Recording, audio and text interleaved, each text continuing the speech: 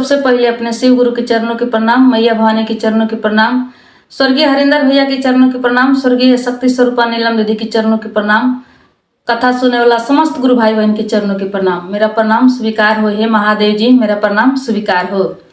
आए गुरु भाई बहन, एगो बहुत ही दर्द भरा कथा सुनाओ तनी।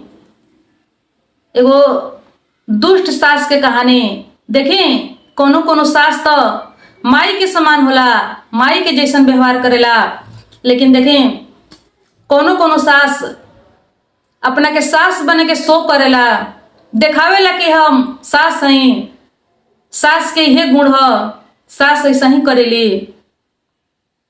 बहुत अत्याचार करेला लोग अपना बहू के ऊपर, अपना आप के शो करेला लोग सास बनला के। लेकिन देखी दीदी, हर केहू एक दिन सास बनेला। सब केहू पहले बेटी रहेला, तब केहू के बहू बनेला, ओकरा बाद सास बनेला। ई कोनो एक आदमी खातिर नहीं खे कि एक आदमी कोई सास बन गइल बा, ऐसन बात नहीं खे। ताई बड़ा ही दर्द भरा एगो सुशीला संस्कारी बहू से जुड़ल कथा लेके हम आइल बनी। ताई ये कथा के सुन जाऊं। देखिए गुरु भाई बहन, कुछ पुरान समय की कहानी है। एगो गांव में एगो माई, बेटा, एगो बहू, 3 गो परिवार रहे।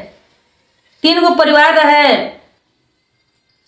तो माई जौन रहली बड़ा चंडाल रहली, बड़ा दुष्ट अत्याचारी माई रहली। पतोह जौन रहली बहुत सुंदर, सुशील, संस्कारी, गुणकारी पतोह रहली। बड़ा अच्छा से अपना घर परिवार के चलावस। कुछ दिन के बाद सास जौन रहली बहुत अत्याचार करस, लेकिन फिर भी पतोह सब सहन करके रहस, सब बर्दाश्त करस।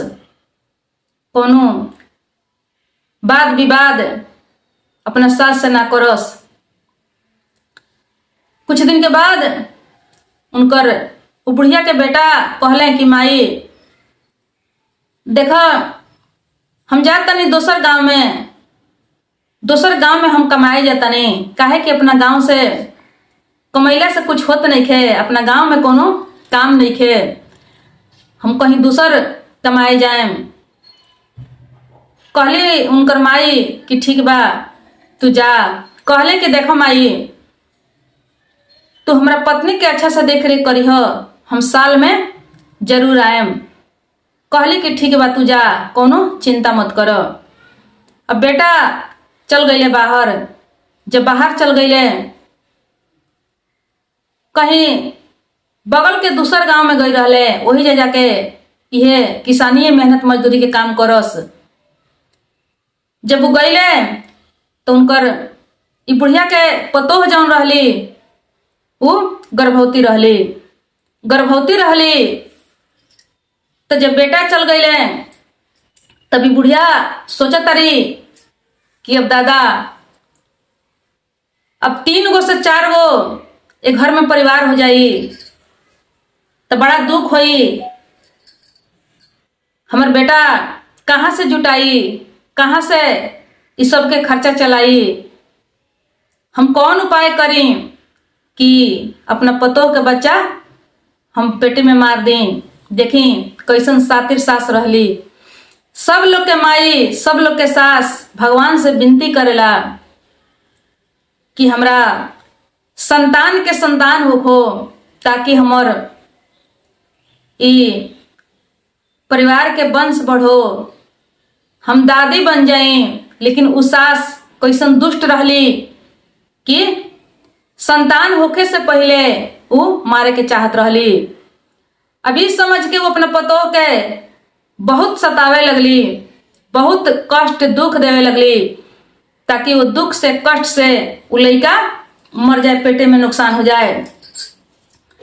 काम धंधा के बोझ, खाना पानी एकदम कम से कम, असिया बसिया सूखा भुजा चिवड़ा यह सब खियावे लगली।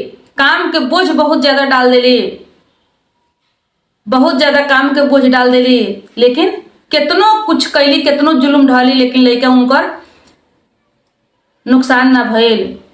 अब बड़ा टेंशन में, बड़ा परेशानी में रहसी बूढ़। ऐसा ही करते करते 9 महीना दिन बीत गईल। जब 9 महीना बीत गईल तो उनकर पतोह के अब बच्चा के जन्म देवे के टाइम आ गईल। बच्चा के जन्म देवे के जब टाइम आ गईल, दर्द पीड़ा जब उनकर शुरू भइल, तो कहली अपना सास से, कहली तो उनकर सास का कैली कि उनका के एगो नीमो दे दिली। आ नीमो दे के कहली कि तू चल जा जंगल में, आ जंगल में जब जइह तो ई नीमो खा लीह। ई नीमो खैला के बाद में तोहरा आसानी से बच्चा होई, कोनो दर्द पीड़ा ना होई। लेकिन एक बात के तू ध्यान रखिय, यदि बेटा होई तो तू बेटा के लेके घरे अइह, बेटी होई तो ही जंगल में तू छोड़ के अइह। यदि बेटी के लेके घर में आ गइलू तो तोहर जियल मुश्किल कर देम। बेटा होई तबे घर में लेके अइह, बेटी लेके मत अइह। अब देखी बहुत सीधा साधा भोला भाला रहली। उ नींबू लेके उ चल गईली। आ नींबू लेके जब गईली तो जाके उ जंगल में नींबू खैली। नींबू के रस जब चूसली तो उनका कोख से एगो बेटी के जन्म भइल।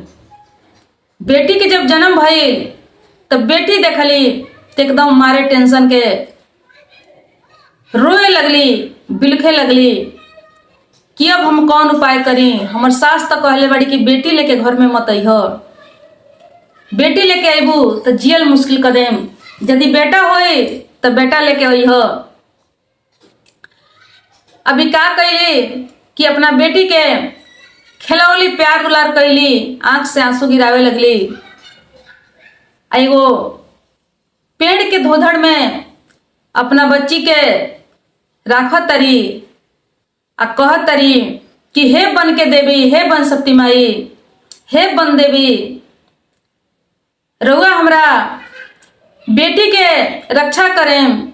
हे पेड़ के चिड़ै चुरुंग, हे पशु पंछी, हे जंगल के जीव जनावर, सबके हुसे विनती करतरी, अर्जी करतरी कि हम बड़ा दुख से अपना बेटी के छोड़ो तनी जंगल में। आज से रउआ सब हमरा बेटी के रक्षा करें। सास के डर से अपना बेटी के जंगल में छोड़ देली। जंगल में छोड़ के बन शक्ति माई के, पशु पंछी के, जीव जानवर के हवाले लगा के वो घरे आ गईली। जब घरे आईली, अकेला आईली, तो उनकर सास समझ गईली कि इनका बेटी भई रहा, बेटी छोड़ के आ गई बड़ी।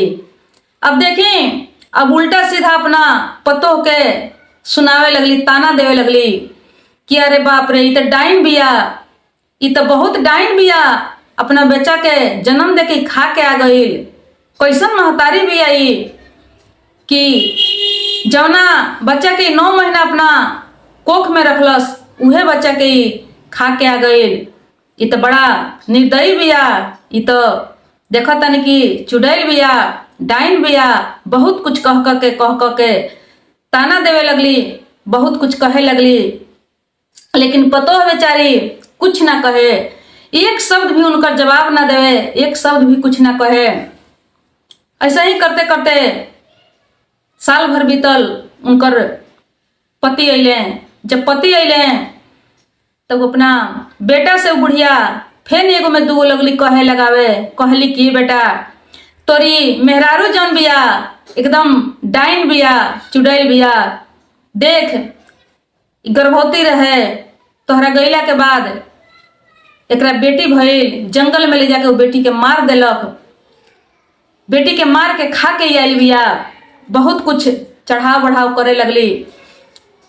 लेकिन उनकर बेटा कुछ ना कहले सुनले, अपना पत्नी से भी कुछ पूछ बुझ ना कैले। ऐसे कि वो अपना माई के समझत रहले, वो दुविधा में रहले, कुछ केहू से कोनो पूछ पाछ, कोनो सवाल जवाब कुछ ना कैले। कुछ दिन अपना घरे रहले। घरे रहला के बाद फिर से वो बाहर गईले। फिर से कहले कि माई जाता नहीं, साल भर के बाद हम फिर लौट के आए। जब गईले तब फिर से इनकर पत्नी जौन बा गर्भवती रहली।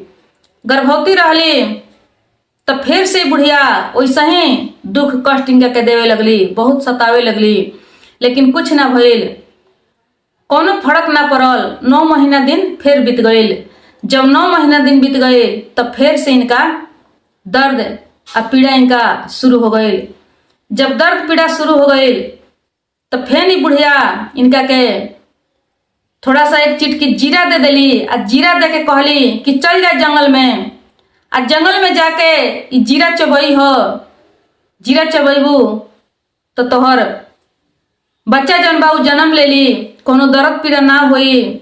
आ जब बच्चा जन्म लेली तब बेटी होई तो छोड़ के आई हो, बेटा होई तबे लेके आई हो। अब फिर से वो बेचारी दुखियारी वो जीरा लेके जंगल में गई बड़ी। जंगल में जाके वो जीरा के चबौली, भगवान के याद कैली। तो देखी दीदी फिर से उनका दोबारा बेटिए भइल। फिर से जब बेटी भइल तो बड़ा दुखित भइली, आंख से आंसू गिरावत तारी। अब फिर से अपना बेटी के प्यार दुलार करत तारी। अब देखी वो पहिलका जौन बेटी रहे, वो बेटी के नींबू खा के जब उनका जन्म भई रहे तो उनका के निम्बावंती नाव रख के आई रहली। आ एक लड़की के वो जीरावंती नाव रख दहली। जीरावंती नाम रख के अब फिर से वही पेड़ के धोधड़ में रख के फिर से वही बनशक्ति माई के जंगल के जीव जानवर के सब केहू के सौंप दहली। सौंप के बड़ा दुख के साथ वो अपना घरे आ गईली। जब घरे आईली तब फिर से इनका सास समझ गईली। अब बहुत ऐसा ही ताना देवे लगली, उल्टा सीधा बहुत कुछ कहे लगली कि अरे बाप रे, इ तो डाइन बिया, इ तो चुड़ैल बिया, इ तो बच्चा के जन्म देत जातिया, मारत जातिया, खात जातिया, ऐसा ही कह के वो कहे लगली।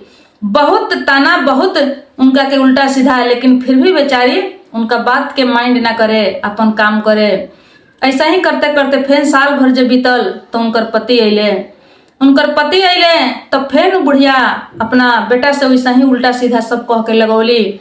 कहली कि ये बेटा, ये तोहर पत्नी एकदम डाइन बिया, चुड़ैल बिया, बच्चा के जन्म दे देतिया, आ देखो जंगल में ले जाके मार देतिया, खा जातिया।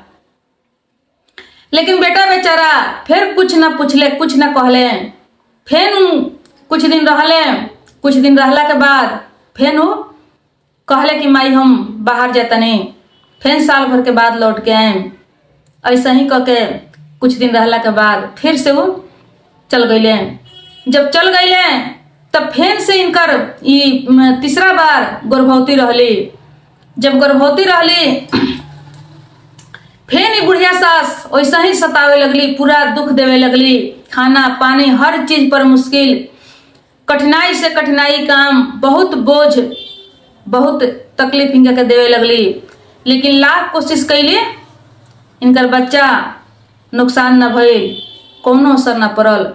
अब ऐसा ही 9 महीना जब बीत गई तो इनकर दर्द पीड़ा जब शुरू भइल तो इनकर सास का कैली कि एगो इनका के आम दे देली आ कहली कि ले जा जंगल में, ये आम खा जइह। आम जब खैबू तब बच्चा के जब जन्म होई तब बेटा होई तो लेके आई हो, आ बेटी होई तो वही जंगल में छोड़ दी हो। बेटी लेके जब घरे आ गईलू तब बहुत तरह के हम उपाय करें, तोहर जियल मुश्किल कर देम। अब फिर से ही आम लेके जंगल में गईली, आम खैली तो देखी दीदी फिर से इनका बेटिए भइल। फिर से बेटी के जन्म देली। बेटी के जब जन्म देली तब बहुत दुख, टेंशन, वियोग करे लगली। झरझर आंख से आंसू गिरावे लगली, रोए लगली। कहली कि हे भगवान, कौन ऐसन पाप, कौन ऐसन गलती भइल बा कि बार बार हमरा के बेटी देता नहीं। आ बेटी देला के बाद इस जंगल में हमरा छोड़ के जाए के पड़ता, आ घरे जाके कैसन कैसन ताना सुने के पड़ता, कैसन कैसन बात सुने के पड़ता। लेकिन फिर भी कोनो उपाय न रहे। वो लड़की के आमवंती नाम धो देली आ ध के फिर से वही जंगल में वही धोधड़ में छोड़ देली। छोड़ के बन के देवी देवता से आग्रह करके विनती करके आ वो चल देली। आ देखी गुरु भाई बहन, आ उनकर बच्चा के सही में वो बन के बन सकती जीव जानवर सबके समझी के नजर रहे, सभे उनका पर नजर रख के उ लइका सन के पोसत रहे। सब तीनों लइका जियत रहे। काहे कि जैसे कहल जाला कि अन्हरा गैया के राम रखोइया, अन्हरा गैया के राम रखोइया, जेकर केहू ना होला ओकर भगवान होलन। वैसा ही काहे कि देवी देवता के सब लौक रहल बा, सब समझ में आ रहल बा कि कितना दुख से, कितना कष्ट से ही दुखियारी औरत अपना बच्चा के जंगल में छोड़तिया। जब जीमा में लगा के आवे तो देवी देवता के वो बनशक्ति माई के ओकर जिम्मेवारी हो जाए, वही से उ लइका सन के वो रक्षा करत रहली। तीनों लइका वही जब पलात रहलन, बनशक्ति माई स्वयं वो बच्चा सबके ख्याल रखत रहली, पालत रहली। अभी तीसरा बार लौट के जब अपना घरे गईली, जैसे इनकर सास देखली तब तो बहुत भारी शोर करे लगली। घूम घूम के पूरा गांव में, टोला में, सब तर चारों ओर फैलावे लगली। कहे लगली कि अरे हमर पतो तो सफा डाइन बिया, एगो ना तीन तीन गो लइकन के मार के खा गई, एकदम डाइन बिया, चुड़ैल बिया। अब इतना ना गांव में शोर कैली, इतना ना घूम घूम के सब बात कहली, हल्ला कैली कि लोग उनका से डराए लगल। लोग अपना अपना बाल बच्चा के लुकावे लगल, चुरावे लगल।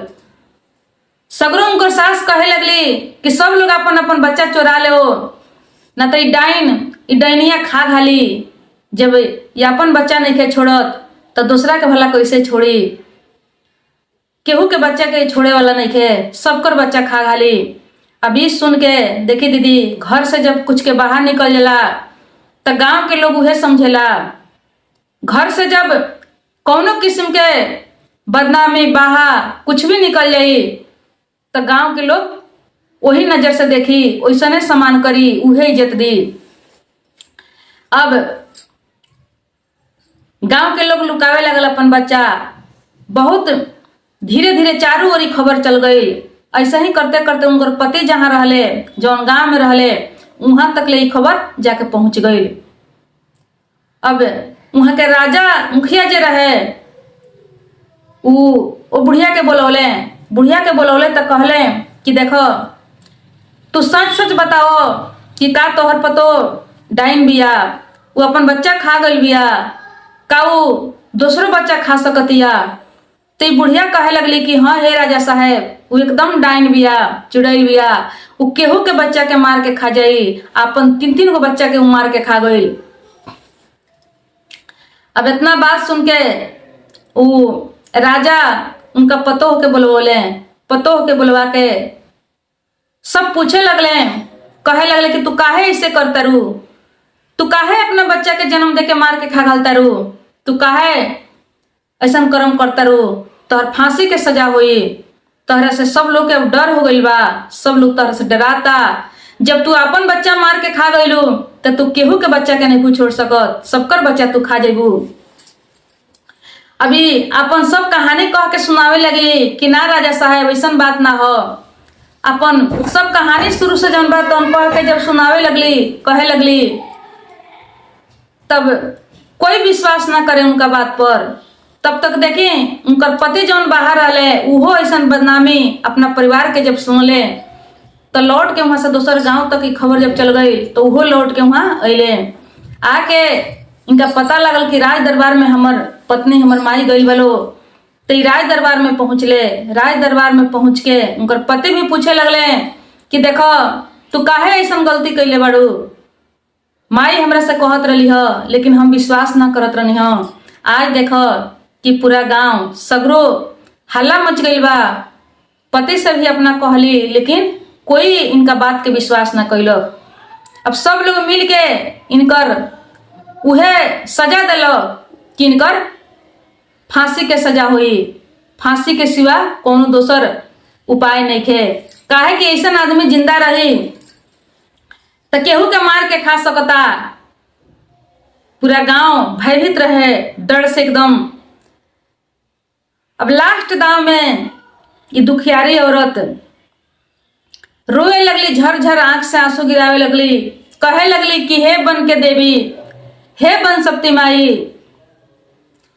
यदि हमार बेटी रउआ शरण में होई, रउआ संभाल के रखले होखे, तो हमरा बेटी सबके रउआ आपस भेजी।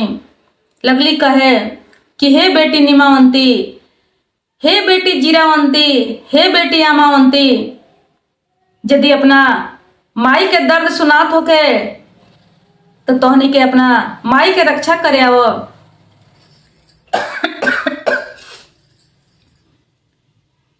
पूरा दिल के दर्द से झरझर आंख से आंसू गिरावे लगली। फांसी होखे वाला रहे इनकर।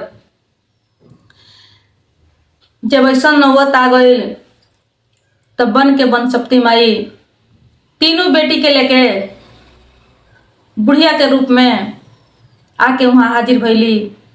आके हाजिर भइली, देखौली तो तीनों लड़कियां उनकर जिंदा रहे।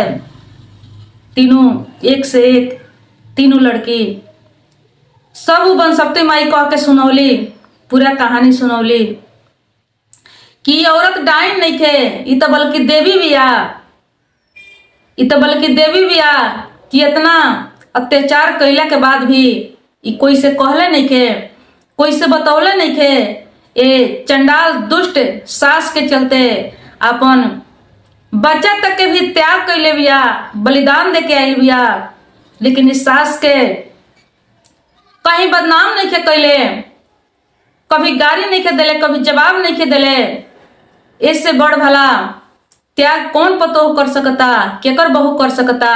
अपने संतान के बलि देके, त्याग देके, जीव जनावर जंगल झाड़ी में छोड़ के आई सास के आज्ञा के पालन करत रखियो। ई डाइन चंडाल तो बूढ़ बिया, ई तो देवी बिया। आज एकर दुख से, एकरा दर्द से वो जंगल के जीव जनावर, वो जंगल के देवी देवता मिलके एकरा तीनों बेटी के रक्षा कैले बा। इतना बात सुन के राजा, वो गांव के प्रजा, सब लोग पूरा चकित हो गई। वो बुढ़िया पर सब लोग नाराज हो गए। उनकर बेटा, राजा, प्रजा, गांव के सब लोग देख के अब वो बुढ़िया सास के राजा कहले कि नहीं क्या फांसी के सजा हुई, ये तो बहुत चंडाल और दुष्ट बुढ़ बिया कि ऐसा सजा दिले बिया अपना पतोह के। इतना अत्याचार दिले के कैले के बाद कहियो ही पतोह के उसे कहले नहीं खे, अपन दुख के उसे सुनौले नहीं खे। कितना संस्कारी भी आई। अब राजा का कैले कि वो पतोह के बदले वो सास के फांसी के सजा सुना दिले।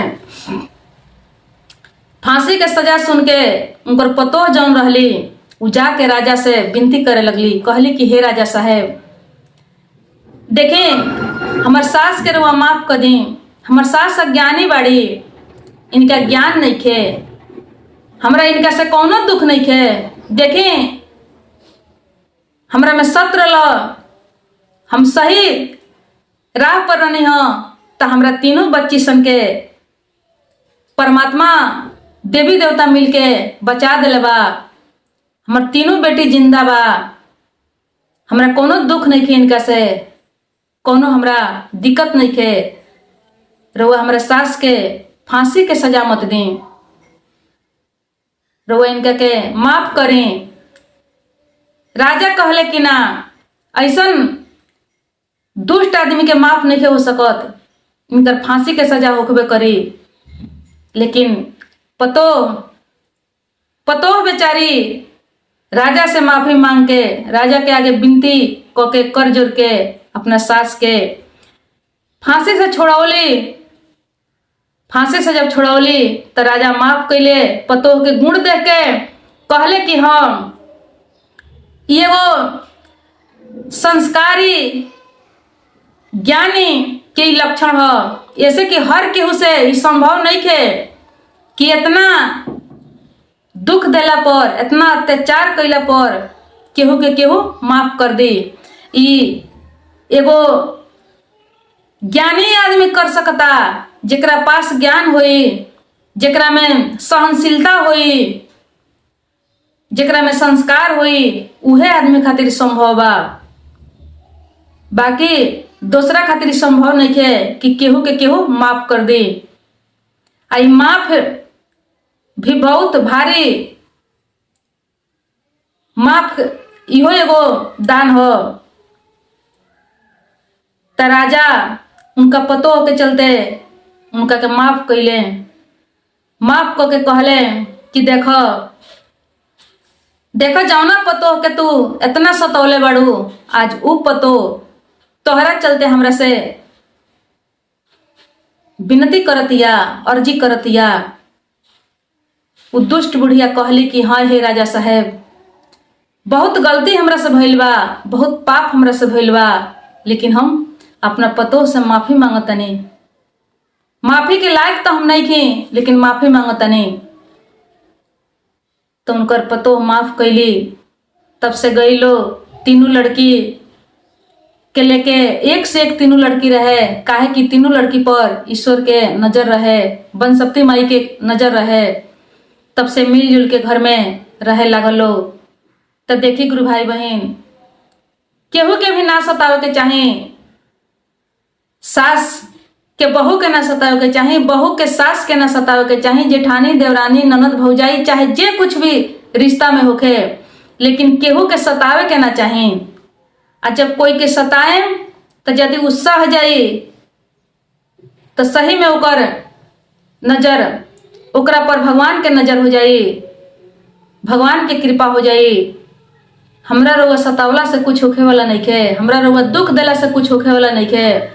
थोड़ा दिन के लगी परेशानी हो सकता, लेकिन कुछ बिगड़े वाला नहीं है। तो चलिए आज के कथा समाप्त भइल। तब तक प्रणाम, नमस्कार, हर हर महादेव।